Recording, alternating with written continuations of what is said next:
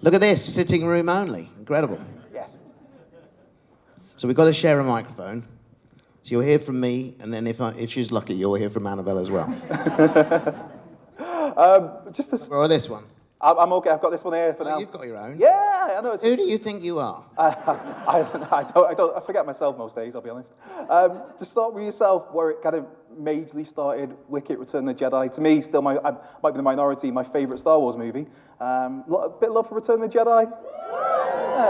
There we go. You got them in the palm of your hand, you have. Yeah, how was that? Because obviously you're a Star Wars fan beforehand, so that's kind of like the role of a lifetime. Yeah, I mean, as a kid, I saw Star Wars in '77 when I was 7, which made a lasting impression on me. And of course, yeah, being in a film of that magnitude when you're 11 years old, something that you love, is just an experience you'll never forget. I mean, incredible. And little did I know at the time it was going to lead on to a career, and something that's led me here to Telford all these years later. Aren't I lucky? Annabelle, for you, how was it to following your dad's footsteps, heading into... Yeah, we go. Cue Annabelle, say nice stuff in the microphone. It was really cool. I think growing up, watching Dad on set just made me want to have a go at it as well. But, I mean, when I was 16, I was in episode 7, and that made me realise how hard work it is. Like, especially Star Wars. Yeah. The suits that Dad wears, they are so hot and heavy. After that, I had a lot of respect for him. So yeah, it's been really, really cool. And since then, we've been in Star Wars together. We worked on the same creature loads of times. So yeah, it's fun. Yeah. The story of that was, on Solo, they cast me in so many different roles. In one scene, they cast me as 3 different characters in the same scene without realising. So Annabelle had to step in and don some of my suits and do the job for me. Yeah, we tag teamed. So I was sat comfortably to one side with a remote control and a microphone, speaking in Annabelle's ear, saying, "Act better, act better." She did a good job on that occasion, yeah. I'm just looking at this table. Is this a coffee table or a dining table? It's interesting, isn't it? It's a hybrid. It's my size dining table, but maybe a coffee table to you, being a giant.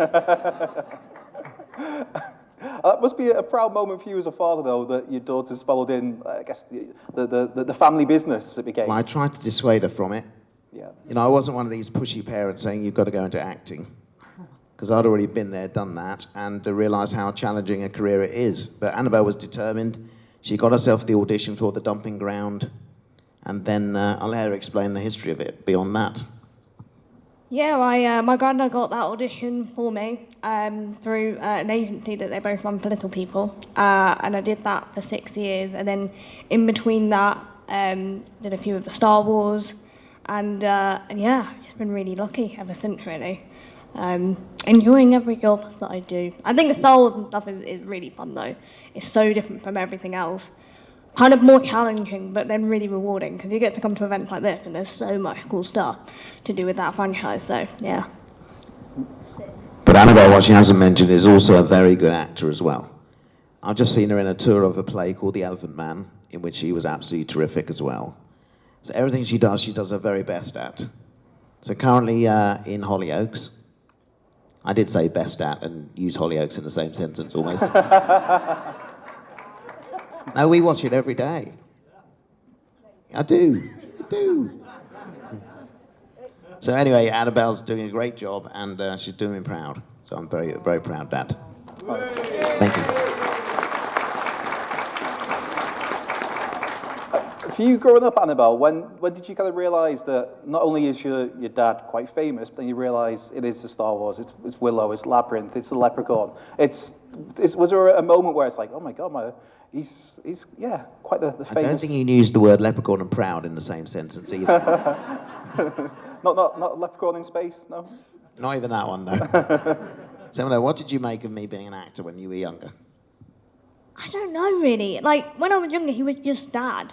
And when we were out and about, he would get stopped a lot, but I wouldn't really notice it. It's sort of, in the more recent years, it's got crazy. But, I mean, the rule was, me, Mum and Harrison, we just carry on and leave him. So he would just be being mobbed at the train station. We'd go get the train, hoping that he'll turn up.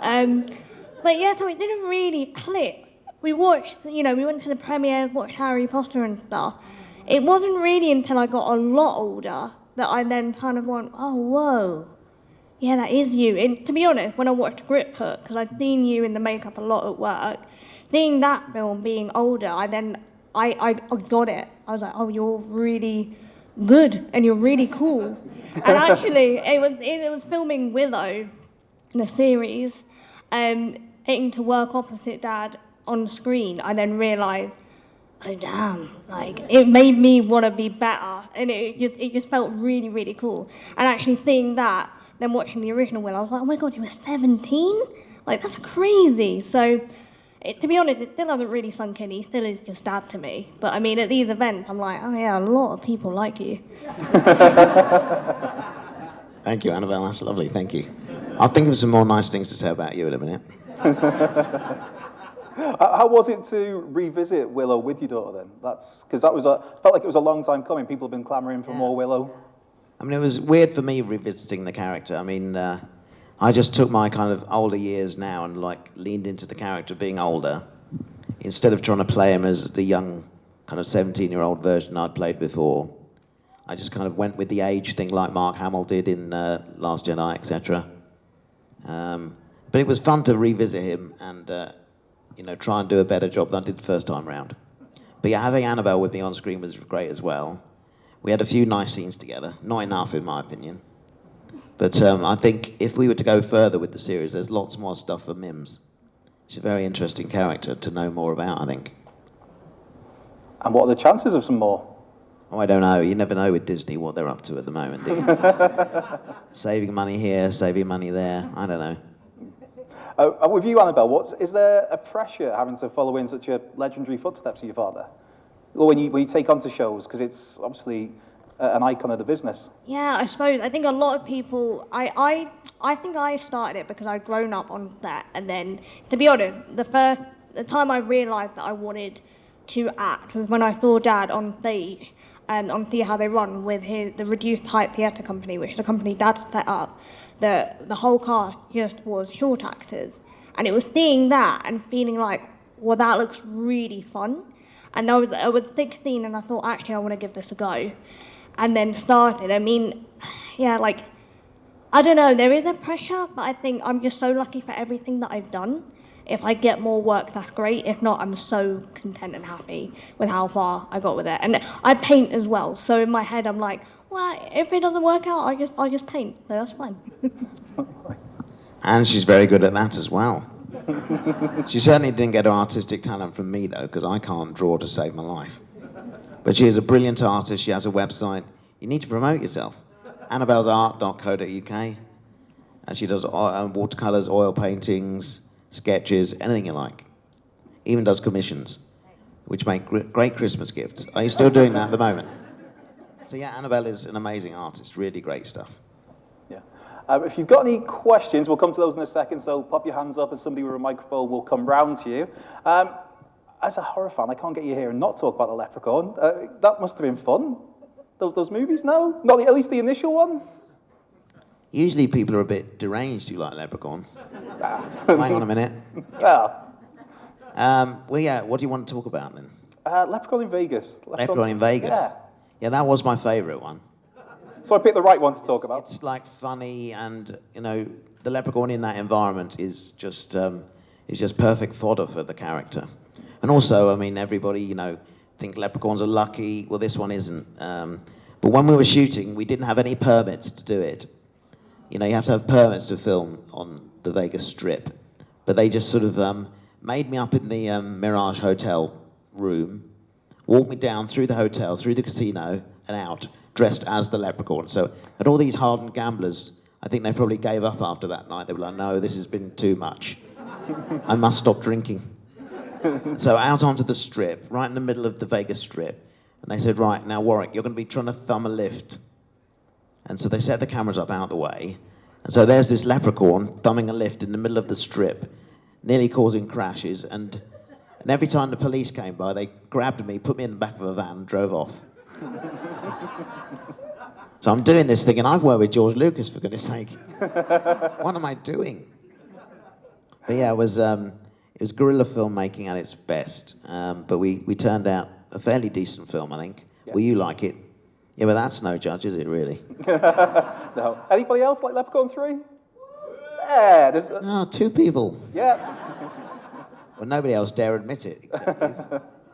Right. So what do you got for me? Who's going to ask a Over question? this right side here. I can never see the people when we do this, just the voice. Yeah, the lights. Who are you and where are you from? My name's Sarah and I'm from Barnsley. Barnsley. So, out of all of the Harry Potter characters that you've played, which is your favourite one? Favourite one? I think it was Griphook, because playing a villain as an actor is kind of a dream sort of part. Getting to be nasty and do nasty things. You're usually the one that's remembered out of the whole cast of characters of the villains. So yeah, Griphook was a lot of fun. But also the bonus for me in Deathly Hallows was not only was I Griphook, I was also Flitwick as well. So I got to be bad and nice. That was great. And we have another goblin sat here as well. Annabelle was a little tiny goblin. Not that any were that big, but you were extra tiny. Yeah, me and my brother Harrison, he was 6 at the time, I was 12. Dad got us in the Gringotts Bank scene, the extra small one, and we were pulling a cart across. But yeah, we had a great time. We spent most of the time in the trailer playing dominoes and hide and seek. It was great. No, it was Dad's. Oh, we did. We visited Helena's trailer a lot, and she'd opened the door. There were just so many cans of Coke everywhere. I remember my brother being like, "Whoa!" And he straight away told Dad. He was like, "You know, Helena's trailer is messy." But no, we had a great time. I didn't want to take the goblin head off. Like, the chaperone was like, "You've got to get out now, your hours are done." And I was like, "No." The shoes were bigger than we were tall. And it was so hard to walk. Harrison looked hilarious. But yeah, it was really good fun. And that day I didn't have to get dressed as Griphook because at that point in the scene he was invisible, so I was their coach, really. And I remember coaching little Harrison saying, "Okay, we just got to do it one more time." He said, "Dad, I'm bored. I've done it 3 times." I said, "But it's not quite right." He said, "I'll do it again if I get something to eat." Okay. So I quickly went to catering, grabbed a banana. He sat in the producer's chair, so the producer's name is on this chair, slowly peeling and then eating a banana, making a real meal out of it. The producer's standing there with his hand on his hips, watching thousands of dollars per minute go by as Harrison eats this banana. Most expensive banana ever. Where are we? Oh, is it over there? Over there? Somewhere? Oh, over there. Yeah, these lights are bright. Oh. Hi Warwick, hi Annabelle. So me and my sister every Halloween we watch all the Leprechaun movies in a row, like it's our tradition. And I was just wondering, did you like show Annabelle all the films when she was younger, or was that something that she kind of just discovered on her own? Have you ever discovered them, Annabelle? I think I've seen one. She's seen one, and she admits it. No, I think at one time I was really curious because Dad had sort of, it wasn't one of the ones he was like, "Oh, watch this." So I think I remember asking year on year, and you were like, "No, it's not. You're not old enough yet." And then one year I was like, "Can I watch it?" I watched the first one, and it sort of, I don't know, it threw me. I was like, "Oh, I see why I hadn't seen this yet." I haven't got around to watching the rest yet. But maybe I will. Now I'm even older than that. But yeah, it's to be fair, you looked really cool. I think they're just terrifying and just bizarre. Like the weirdness and the horror makes it even scarier. So no, it's really cool. So yeah, I've seen one. I've got a lot. How many are there? 6. I think so, yeah. Yeah, Whoa. 6. I have a lot to catch up on. Yeah, we ran out of ideas near the end, so we had number 6 in the hood, then went back to the hood. Nowhere else to go except the hood. There was one in space again. How did he get there? There's no logic in these films, Annabelle. He went to space and he managed to get back again. That's all you need to know. And with space in the future, the year 2096. Oh yeah, it was the future. Yeah. You're a real geek of these. I know, it's yeah. 2096. Yeah, and Thanks for your question, deranged people. Where? I'm We're sure. all the way at the back. All right, right at the back. Hello, can you see me? I can hear you, I can't see you. So I just wanted to know if you had any funny experiences on set of Harry Potter. Funny experiences. Well, one of them was Harrison's banana. Oh, Annabelle had her birthday on set. Tell that story, how embarrassed you were. So my 13th birthday was the only Saturday they ever worked, and Dad felt really bad. And he was like, you want to come? By that point, we'd been in Dad's trailer a lot of times. So I'd been like, yeah, okay, fine. So we went and sat in the trailer, I had my present, and then toward the end of the day,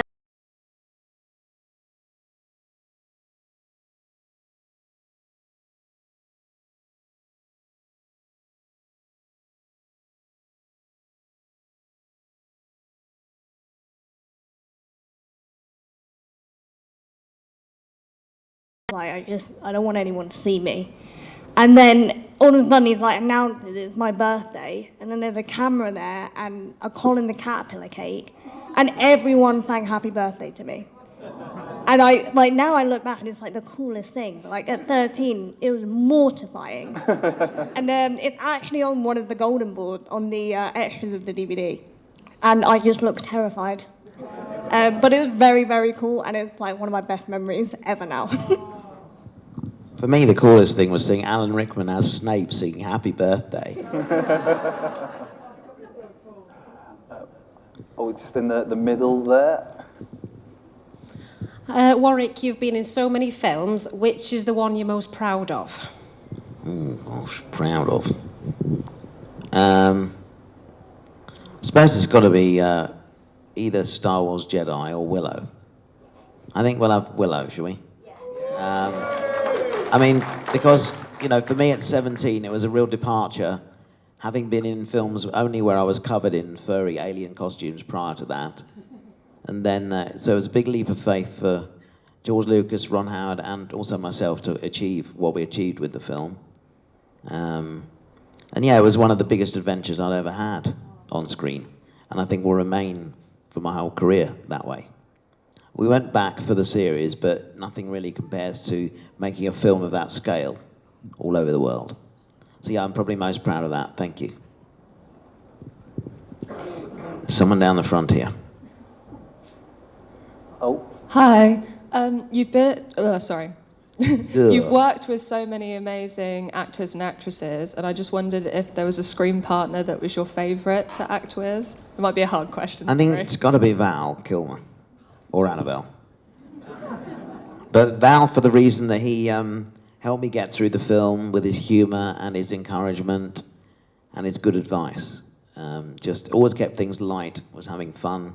And he's a great actor as well, somebody to play opposite who gives you loads of energy, and in the same way that Annabelle does. Some actors are very giving, others are just like a closed door. You feel like you're acting against a concrete wall. But certainly for Val and Annabelle, it was they give a lot, so you then bounce off that, and your performance then improves as a result. And it's self-perpetuating kind of energy that develops on screen. I think Val, and working with Ron Howard as well, again, as a director, he's always been a mentor throughout my career, so enjoyed that immensely. Great. Thanks for that lovely question, thank you. There's some questions down here. This chap at the front here. Yeah. Hi, both. Hello. If there's anything that either of you, either as a collaboration or individually, is there any franchise out there that you specifically would like to work on? Annabelle, have you got some ideas here? I would love to be in some Marvel films. I don't think there's any characters left, though. They've done them all. Where's that little tiny one? I don't know. There's so many. I need a little one. What do you think? Captain Short-Ass. Well, his superpower is he can get into tiny spaces and help people. If they're trapped in a pipe or something, or under a sink, he's there. Captain Short-Ass. So, did you want to be a superhero? Yeah, I mean, that'd be very cool. Yeah, something in Marvel would be sick. I mean, I don't know. It's not a franchise, but I love Stranger Things. I love that world. I think that's really, really cool. And another favourite of mine that's not going anymore, but Sherlock. When that was out, I was like, oh my god, anything. Just walking in the background of that, I would have been made up. But yeah, Marvel's sick. It is, I know. Tell the good people here about your meeting Benedict. So you know you go to the photo shoots with us actors. Annabelle paid for that privilege at another convention with Benedict. So picture this, we've got Benedict here in this chair. Annabelle comes into the kind of mock-up living room of Sherlock Holmes's for the photo shoot. He's sitting there and you sat down, what was he doing? I was grinning so hard. I could not, I was just having the best day of my life. And photo's done, I went, thank you. Went off to get my little printout. He's looking at me in the photo. Like, literally like that. I know. I think it's brilliant. I don't know what he's thinking, but he's like, peculiar. So yeah, it's the coolest photo I've ever got. He's looking at me. He's trying to deduce you. I don't know if it's that. He's smiling, it's like... Puzzlement. Yeah, That's how I looked at you when you were born. I actually do every time you come round. I think we've got time for a couple more questions. Another one here. Hi, nice to see you, speak to you here. Thank you, that's your second question, isn't it? Reedy? It's it's been great, obviously, growing up and seeing you on our screens. I know. So many awesome things. I guess quite a bizarre question, but really enjoyed your series, Life's Too Short, and I just wondered from that, is there a particular scene that you enjoyed filming most, or that gave you a laughing fit that you couldn't get through, or? All I can think of is scenes I didn't enjoy. Normally the ones that were painful, because Ricky and I and Stephen made a pledge at the beginning to bring back slapstick. We all are fans of Laurel and Hardy, and we don't think there's enough slapstick in comedy anymore. Except for things like Some Others Do Have 'Em, we all respect those kind of comedians who've done that work. So we had me doing some slapstick stuff. One of the scenes I remember was a scene where I go round to Ian Wold's house, my ex-wife's house, to get my award from Guts.com. And the award was a stomach pierced with an arrow. So you got this bronze stomach with an arrow going through and all these guts. And so that was on the top shelf of the bookcase. So Warwick, being Warwick, won't let his ex-wife's new boyfriend pass it to him. He's determined to go up there and get it himself. So I have to scale the bookshelf. They'd put these like wooden ledges on so I could grip onto it. So remember, after several takes, my fingers were swollen where I was gripping onto this bookshelf. And I remember on one particular take, I just managed to get near the award. I'm supposed to just nearly touch it and then fall off. So what I did, I just managed to tap it just slightly. So the award starts sort of teetering. I then fall off onto the crash mat, land, and then this award sort of teeters and then falls, spiked down just next to me. So I nearly got impaled by the award.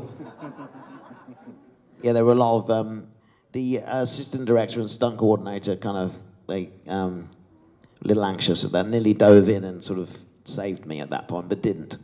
But yeah, so some of the slapstick, falling out the cars, I got quite a lot of injuries on the series doing all that stuff. Oh yeah, there's the toilet scene as well, Annabelle's just reminded me of. So there's a moment in the show, if you haven't seen it, check it out, it's on Apple. So there's a scene where I go to Johnny Depp's hotel to help him do research for a film called Rumpelstiltskin. And Rumpelstiltskin used to live in the sewers. So he instead of that, he has me get in the toilet. Okay, so what we did, we shot this in a hotel in the south, very posh one called Stoke Park. And so for the scene, the props people had emptied the toilet of all the water and cleaned it. And as I was climbing in, they said, don't worry, Warwick, we've cleaned this toilet to within an inch of its life. Emptied all the water, you should be perfectly safe. So in one of the best suits, I'm getting into this toilet. I'm thinking, where is my career going at this point? I've worked with George Lucas, for goodness sake. So as I'm climbing in, Johnny leans down and goes, you know what, I've stayed in this room. You wouldn't believe what's happened in this toilet. So I'm crouched in the toilet. I do this for your entertainment, for goodness sake. So yeah, that's another lasting memory from the show. Fantastic. All right, we've got time for one last question. Make it a good one. No pressure. And as I always say, this is going to be the best question of the afternoon. If it isn't, you're fired. Yes, hello, Warwick. My name is George. Hello, George. Over here. Yeah, here's one question, which I know you might answer. I enjoy watching the game show you present on ITV known as Tenable, the show where naming the top 10 can win you a top cash prize. Yep, that's right. Care to give us an example? Can I give an example?